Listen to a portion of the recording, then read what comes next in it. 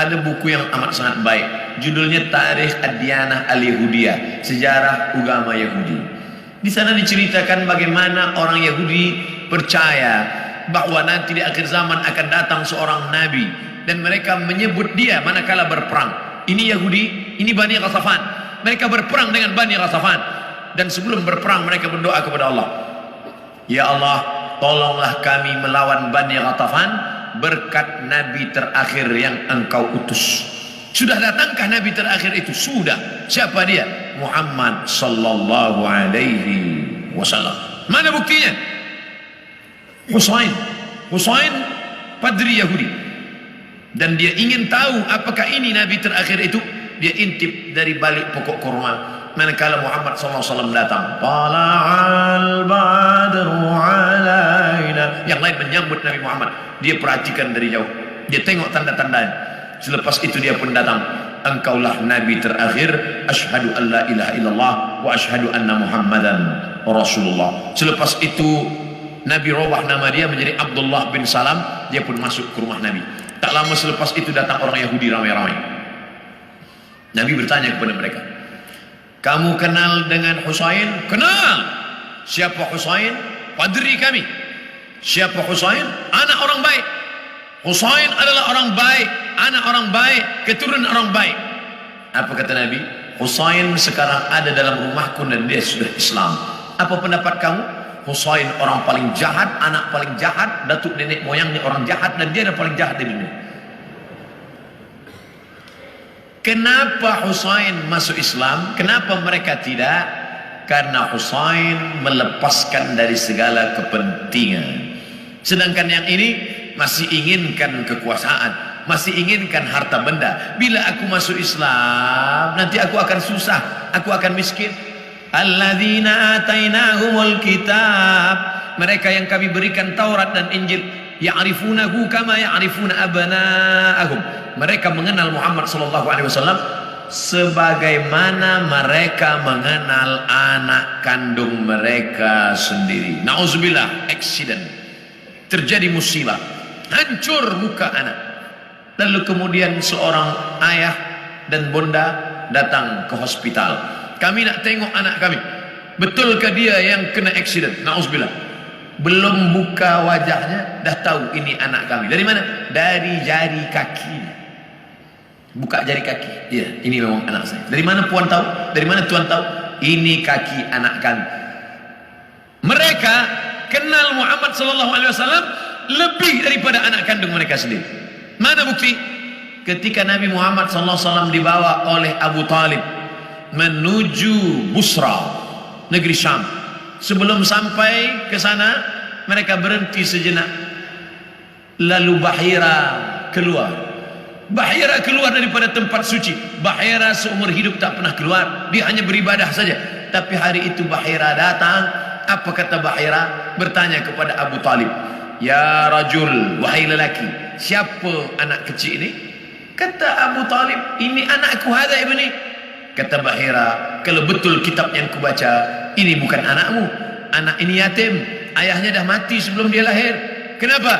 Karena 3 tanda aku tengok. Pokok kayu bersujud, batu-batu bersujud, dan ada awan yang dari tadi menaungi dia. Tersenyum Abu Talib, ini memang bukan anakku, ini adalah anak saudaraku. Karena orang biasa berkata anak saudara itu anak kita juga. Anak saudara, anak kita. Rumah saudara, rumah kita. Tapi bini dia bukan bini kita. Ini siapa? Ini anak saya.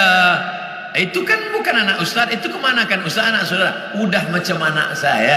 Begitulah Bahira tahu bahwa ini anak ayahnya sudah meninggal. Itulah yang ditulis dalam syair Al-Barzanji. Walamma tamma min hamlihi, ketika hamilnya sempurna, syahrani 2 bulan, ala ashhuril aqwalil marwiyah, menurut hitungan bulan qamariyah. Tufiya bil Madinatil Munawwarati abuhu Abdullah, meninggal ayahnya Abdullah 2 bulan.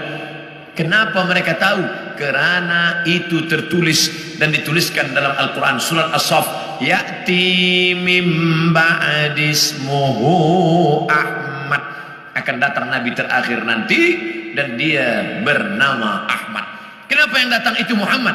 Muhammad masyhur di bumi, Ahmad masyhur di antara malaikat. Ahmad dia, Muhammad dia, Toha dia, Yasin dia, Al-Fatih dia, Al-Khatim dia. Al-Fatihu lima ughliq wal khatimu lima sabaq nasirul haqqi bil haqq yahdi ila siratikal mustaqim. Dialah Al-Aqib, dialah Al-Hashir, huwa Ahmad, huwa Muhammad, huwa Toha, huwa Yasin, huwa Khatim, huwa Al-Fatih, huwa Al-Aqib, huwa Al-Hashir, huwa Al-Hami. 99 ini nama-nama, tapi dia juga adalah Muhammad sallallahu alaihi wasallam. Kenapa mereka tak beriman?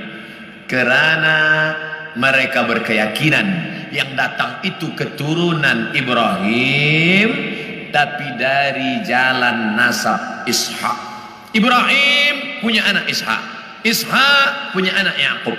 Yakub, nama lain daripada Yakub, Israel. Maka anak cucu Yakub disebut dengan Bani Israel. Yakub punya anak Yusuf, Yusuf punya saudara lelaki bernama Yahuza. Cucu cicit keturunan Yahuza disebut dengan Yahudi. Mereka ingin Nabi terakhir itu keturunan Ishak, Yakub, Yahuza. Sedangkan yang lahir terakhir ini Muhammad SAW, anak Abdullah, anak Abdul Muttalib, anak Hashim, anak Abdi Manaf, anak Qusay. Qusay lah yang membina Darun Nadwah di kota Makkah Al-Mukarramah. Cucu cicit keturunan daripada Adnan, Adnan keturunan daripada Ismail, Ismail anak daripada Ibrahim alaihissalam.